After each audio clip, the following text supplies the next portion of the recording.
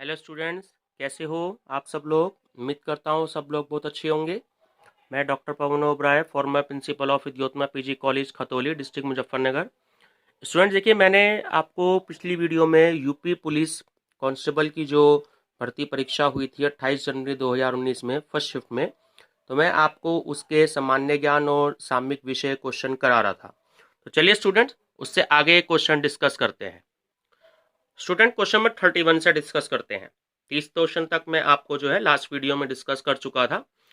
उद्घाटन के बाद लखनऊ के इकाना क्रिकेट स्टेडियम में पहला खेला गया अंतरराष्ट्रीय क्रिकेट मैच भारत और किसके बीच खेला गया था। एक T20 मैच था। तो स्टूडेंट सही आंसर है उसका वेस्ट इंडीज। इकाना जो क्रिकेट स्टेडियम है वो ध्यान रखेंगे कि वो लखनऊ में अवस्थित है। और इसमें जो प्रथम जो इंटरनेशनल वनडे जो मैच हुआ था वो भी भारत और वेस्ट इंडीज के बीच खेला गया था और ये एक 2020 मैच था। ठीक है। इस स्टेडियम का नाम जो है वो भारत के जो पूर्व प्राइम प्रधानमंत्री हैं और भारत रत्न प्राप्त करता है श्री अटल बिहारी वाजपेयी जी, उनके नाम पर रखा गया था। क्वेश्चन नंबर 32, वर्ष 2022 के एशियाई खेल की मेजबानी किसके द्वारा की जाएगी। तो स्टूडेंट सही आंसर है चीन। जो ऑप्शन बी करेक्ट है। जो एशियाई खेल है उसकी शुरुआत सन 1951 में हुई थी और जो पहला एशियाई खेल हुआ था वो नई दिल्ली में सन 1951 में किया गया था। इस खेल का जो आयोजन है वो स्टूडेंट्स हर 4 वर्ष के डिफरेंस पर होता है। ठीक है। वर्ष 2018 में जो एशियाई खेल का आयोजन किया गया था वो इंडोनेशिया के जकार्ता में किया गया था। और 2022 का जो एशियाई खेल है वो जैसे कि हमारा क्वेश्चन है चीन में होगा। और अगर आपसे स्टूडेंट ये क्वेश्चन पूछ लिया जाए कि वर्ष 2022 का एशियाई खेल जो है वो चीन के किस शहर में होगा, तो स्टूडेंट उसका नाम है होंगझेऊ। और वर्ष 2026 का जो एशियाई खेल है वो जापान के नागोया में होगा। क्वेश्चन नंबर 33, भारत के चीफ आर्मी स्टाफ COAS का नाम बताइए जिन्होंने 31 दिसंबर 2016 को पदभार संभाला था। तो स्टूडेंट अक्सर न्यूज में आता रहता है option number a general Vipin Rawat. Student ये मैं आपको जानकारी के लिए बता दूं कि ये पोस्ट जो था वो पोस्ट जो है भारत के जो चीफ आर्मी स्टाफ हैं ये कोई पोस्ट पहले से नहीं थी। ये जब से प्रधानमंत्री श्री नरेंद्र मोदी जी की जो सरकार है उन्होंने ही इस पोस्ट को फर्स्ट टाइम क्रिएट किया गया है। तो भारत की जो चीफ आर्मी स्टाफ है COAS जनरल थल सेना का जो शीर्ष पद है विपिन रावत जी ने 31 दिसंबर 2016 को भारतीय थल सेना के रूप में पदभार संभाला था, जो वर्तमान में भी पदभार पर आसीन है। चलिए स्टूडेंट क्वेश्चन नंबर 34, नवंबर 2018 में 33वां जो आसियान जो एक्चुअली ये आसियान है, ये एशियान होता है, गलत टाइपिंग हुई हुई है। एशियान जो शिखर सम्मेलन है वो कहाँ आयोजित किया गया था। स्टूडेंट सही आंसर है ऑप्शन नंबर सी, सिंगापुर। जो एशियान दक्षिणी पूर्वी एशियाई देशों का एक संगठन है, एशियान दक्षिण पूर्वी एशियाई देशों का एक संगठन है और इसकी स्थापना जो है स्टूडेंट ये अक्सर पूछ लिया जाता है कि एशियान की जो स्थापना है वो कब हुई थी। इसकी स्थापना 1967 में हुई थी, 1967 में, और वो थाईलैंड के बैंकॉक में हुई थी। इसका पूरा नाम है स्टूडेंट एशियान का पूरा नाम है association of south east Asian Nations. इसमें जो है वो टोटल 10 देश हैं, Indonesia, Malaysia, Philippines, Singapore, Thailand, Brunei, Cambodia, Laos, Myanmar और वियतनाम। इसका जो मुख्यालय है वो जकार्ता में। चलिए स्टूडेंट क्वेश्चन नंबर 35, मानव शरीर का कौन सा अंग इंसुलिन पैदा करता है। बहुत इंपॉर्टेंट क्वेश्चन है, आप लोगों ने अक्सर इंसुलिन का नाम सुना होगा। तो स्टूडेंट सही आंसर है अग्नाशय।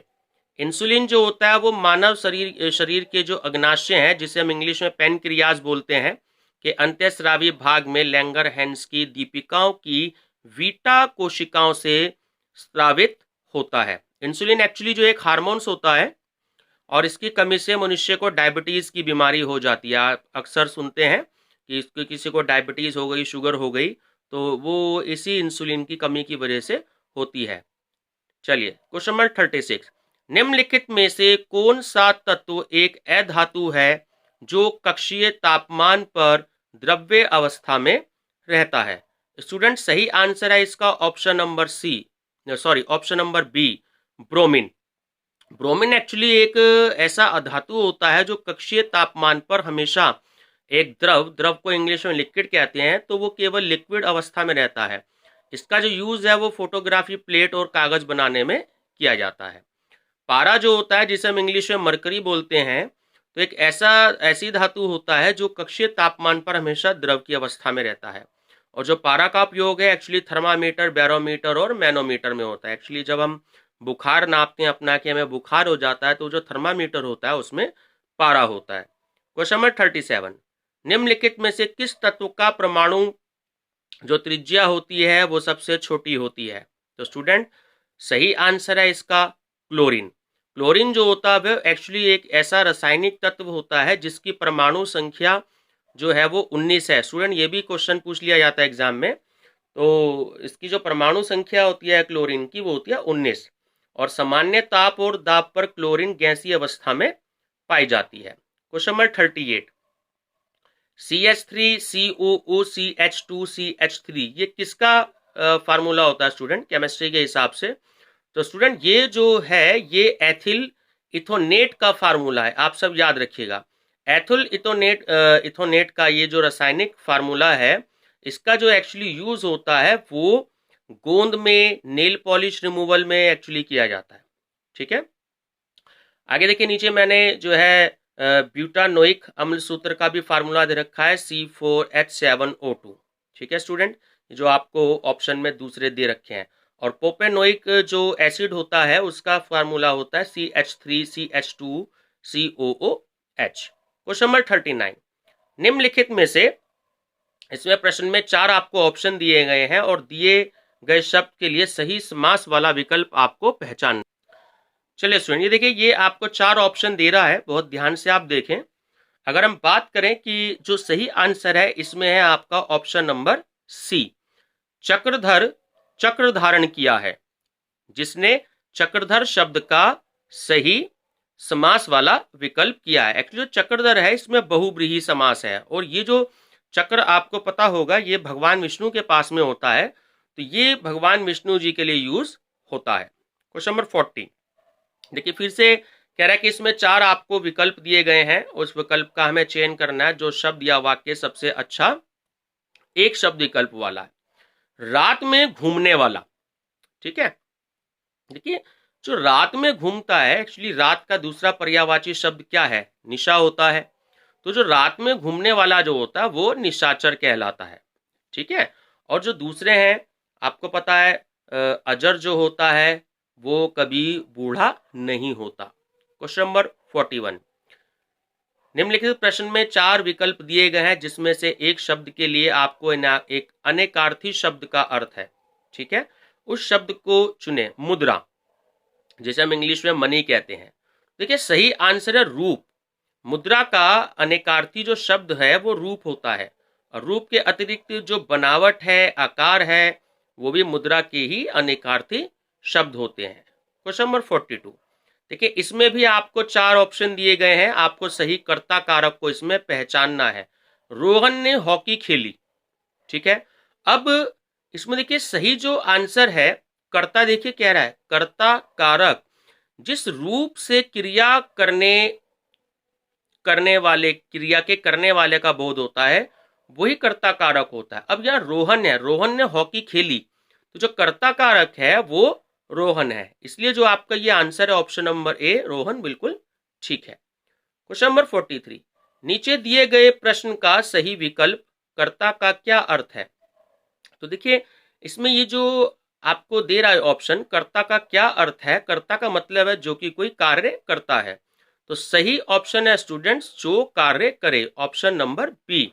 कर्ता का अर्थ जैसे मैंने बताया जो कार्य करे। जैसे उदाहरण के लिए अध्यापक ने छात्रों को पढ़ाया, तो इस वाक्य में अध्यापक जो है वो करता है, क्योंकि काम करने वाला जो है वो अध्यापक। क्वेश्चन नंबर 44, निम्नलिखित में से 4 विकल्प में से निम्नलिखित प्रश्न में 4 विकल्प में से दिए गए वाक्य का सही काल वाला विकल्प आपको इसमें पहचानना है। देखिए आज वर्षा होगी, देखिए जो आज वर्षा होगी एक्चुअली जो है ये एक संभावना है, एक पॉसिबिलिटी है। आज वर्षा होगी हमने अनुमान लगाया, तो एक संभाव्य वर्तमान काल का उदाहरण है, तो इसलिए जो ऑप्शन है वो बी बिल्कुल ठीक है। देखिए बाकी स्टूडेंट आपको जो भी कोई एक्सप्लेनेशन देख लिया पढ़ लीजिएगा, बहुत अच्छे से आपको समझ में आएगा इसमें। क्वेश्चन नंबर 45, निम्नलिखित प्रश्न में 4 विकल्पों में से सही सकर्मक क्रिया का उदाहरण दीजिए। ठीक है, अब सकर्मक क्रिया जो है वो देखिए ऑप्शन डी बिल्कुल ठीक है कि सीता वीणा बजा रही है। एक्चुअली सीता वीणा बजा रही है, इसमें सकर्मक क्रिया का उदाहरण है। सकर्मक अर्थात जो कर्म के साथ है। ठीक है, सीता जो है वो वीणा बजा रही है। सकर्मक क्रिया में जो क्रिया का प्रभाव है वो कर्ता पर ना पड़कर कर्म पर पड़ता है। ये बात आपको ध्यान रखनी है। सीता जो वीणा बजा रही है, एक्चुअली इसमें जो वीणा बजाना है वो क्रिया का फल कर्ता पर ना पड़कर कर्म वीणा पर पड़ रहा है। ठीक है, ये बात आपको ध्यान रखनी है। क्वेश्चन नंबर 46, इसमें भी देखिए 4 विकल्प दिए गए हैं, जिनमें से उस विकल्प का हमें चयन करना है जो दिए गए शब्द का सही पुल्लिंग शब्द है। जैसे सम्राज्ञी। अब देखिए जो सम्राज्ञी है उसका सही मीनिंग है सम्राट, क्योंकि सम्राज्ञी शब्द का जो पुल्लिंग शब्द होता है, पुल्लिंग शब्द जो होता है वो सम्राट होता है। क्वेश्चन नंबर 47, नीचे दिए गए शब्द का सही बहुवचन रूप वाला विकल्प हमें पहचानना है।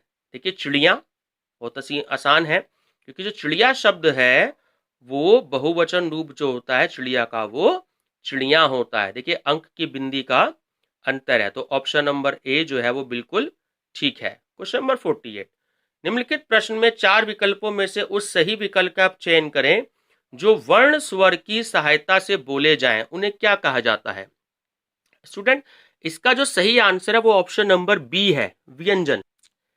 वर्ण स्वर की सहायता से बोले जाते हैं। हम सब जानते हैं वर्ण जो होते हैं वो स्वर की सहायता से बोले जाते हैं और उन्हें हम व्यंजन कहते हैं। ठीक है, परंपरागत रूप से अगर हम व्यंजन देखें तो वो 33 होते हैं।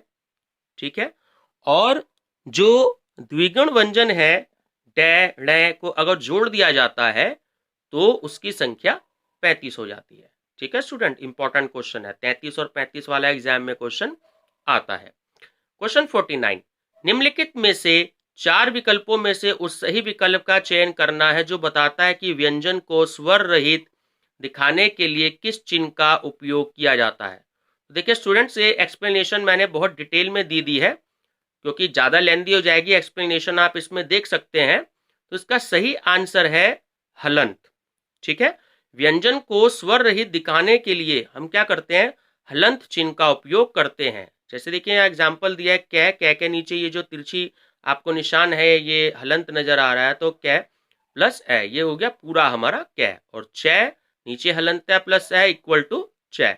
बाकी आप देखिए स्टूडेंट्स देख सकते हैं सारी डिटेल मैंने इसमें दे रखी है। क्वेश्चन नंबर 50, निम्नलिखित प्रश्न में 4 विकल्पों में से संज्ञा शब्द से हमें बनने वाला जो सही विश्लेषण है उसका विकल्प चुनना है। देखिए ये जो ऑप्शन नंबर बी है, शक्ति से जो बनने वाला विश्लेषण है वो शक्तिशाली होता है। ये बात आपको याद रखनी है।